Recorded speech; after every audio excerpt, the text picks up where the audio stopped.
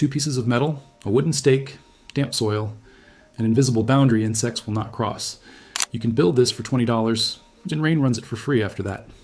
The pest control industry generates $5.5 billion a year selling used sprays that last 3 hours, originally formulated as chemical weapons for jungle warfare. What I am about to show you was buried, not because it failed, but because nobody could figure out how to charge you a monthly fee for dirt and copper wire. Here's the exact build. Every material, every measurement, where to get it, how to put it together today.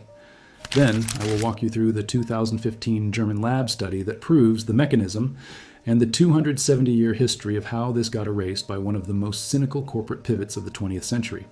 The build is simple. 2 materials, bare 16-gauge copper wire. Search electroculture copper wire on Amazon, 1-pound spools of 99.9% pure copper somewhere. Between 125 and 130 feet, run about $13 to $15. 1 spool builds multiple stakes with wire left over for years. The second thing you need is galvanized steel wire. The galvanized coating is zinc, and zinc is your reactive electrode. A 100-foot roll of 14 gauge at Home Depot runs $8 to $10. You also need bamboo stakes or wooden dowels, roughly 3 feet long. A pack of 10 at any garden center runs about $5. Total for everything comes to around $20 to $25, and that gets you 3 complete stakes with wire to spare. Here is how you put it together. Wrap 3 feet of copper wire in a loose spiral around the lower portion of one stake. Wrap 3 feet of zinc wire around the same stake in the same pattern. Both metals need to contact the soil when the stake goes in, but they should not touch each other above ground. Drive the stake 6 to 12 inches into damp soil. Moisture is everything here. It is the electrolyte that activates the whole reaction. Dry soil does nothing. Pour water around the base to get it started, and Rain recharges it automatically from that point on. You do nothing else. For a campsite, build 3 stakes and position them in a triangle. 1 near your tent, 1 near your cooking area, 1 near your fire. That covers roughly 225 square feet.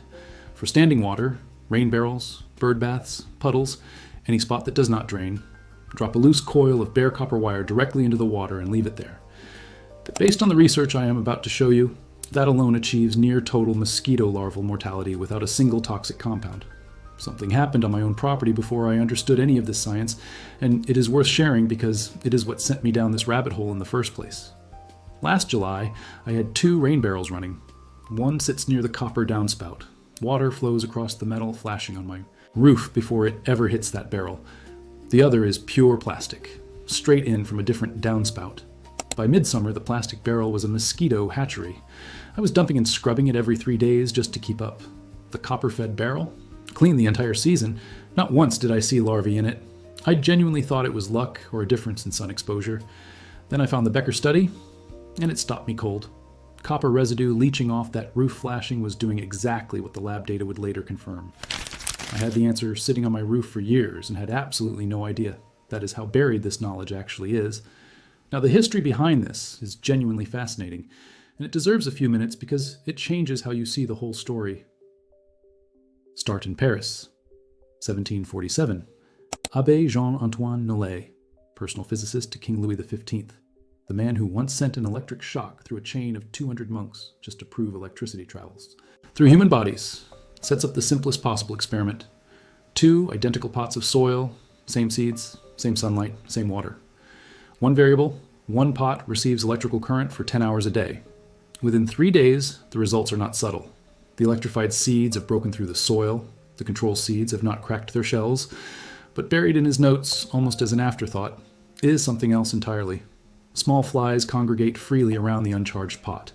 The electrified one sits in what Nollet describes as a zone of isolation. Insects hover at the edge and turn back as if hitting a wall that is not there.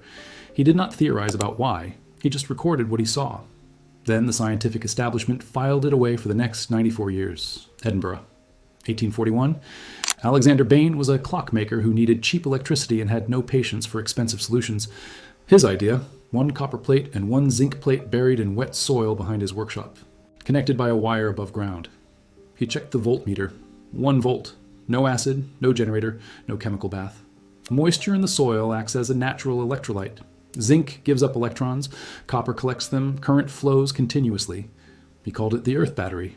It powered his clocks for months without a single intervention. And almost as a footnote in his notes, the biting flies around his workshop had completely disappeared. A Scottish landowner named Robert Foster read about it and ran a copper and zinc network across his barley fields near Elgin. Published in the British Cultivator in March of 1845, pest damage near zero, no aphids, no beetles. Workers reported that clouds of biting insects which normally descended on them at dusk halted at the edge of the treated fields and turned back. The Royal Society called the findings remarkable, and then nothing. Documented, consistent, and completely ignored. Then, the 1920s. A French engineer named Justin Christoflo builds what must have looked completely insane to his neighbors, a 25-foot post topped with spiraling copper and zinc wire, below-ground wires fanning out into damp soil, the whole structure aligned north to south along the Earth's magnetic field. His oat crops grew over 7 feet tall without a gram of artificial fertilizer. Grapevines that had been destroyed by the phylloxera plague recovered completely and produced heavy harvests. Insect pests were eliminated. No chemicals, no sprays. He sold 150,000 units across Europe.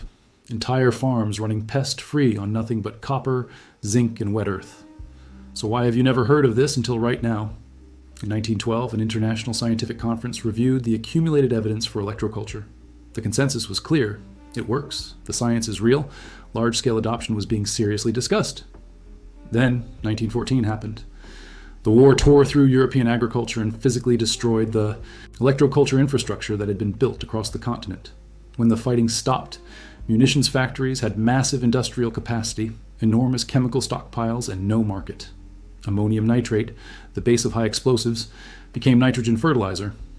Organophosphate nerve agents were reformulated as insecticides. The chemical industry did not just enter agriculture, it consumed it. The Earth battery was not disproven, it was not debunked. It was made economically irrelevant. One observer at the time captured it perfectly. They did not abandon it because it did not work. They buried it because it worked too well, cost too little, and lasted too long. It did not just repel insects, it repelled profit.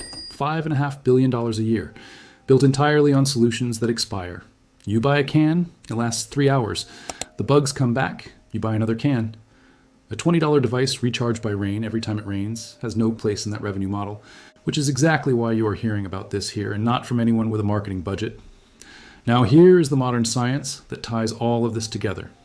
In 2015, Dr. Norbert Becker at the German Mosquito Control Association in Heidelberg published a study in the journal Parasites and Vectors. His team seeded containers with mosquito larvae, the same standing water where dengue and Zika vectors breed in cities around the world, and introduced metallic copper in different forms. Euro coins, copper tubing, a thin metallic copper spray applied inside the containers. The results confirmed 270 years of documented field observation. Copper ions released into water achieve near complete larval mortality. The mechanism is both physical and chemical. Copper and zinc ions are toxic to soft-bodied larvae and disrupt the biological processes that allow them to develop. And here is what makes this fundamentally different from every spray on the shelf. Insects cannot develop resistance to metal ions the way they develop resistance to synthetic chemicals. The physics does not change. The metal does not expire. The rain keeps recharging it. One last thing before you go. Take whatever copper wire you have left over from building your stakes and drop a loose coil into every standing water source on your property. Rain barrels, bird baths, that low spot in the lawn that never fully drains. Any container you cannot dump every 3 days. The copper ions release continuously into the water, and based on the Becker data, you are looking at near complete larval mortality within 24 to 72 hours. No DEET, no mosquito dunks, no monthly treatments. Just coil the wire, drop it in, and walk away. That's it for me today. I hope you learned a lot, and I'll see you in the next one.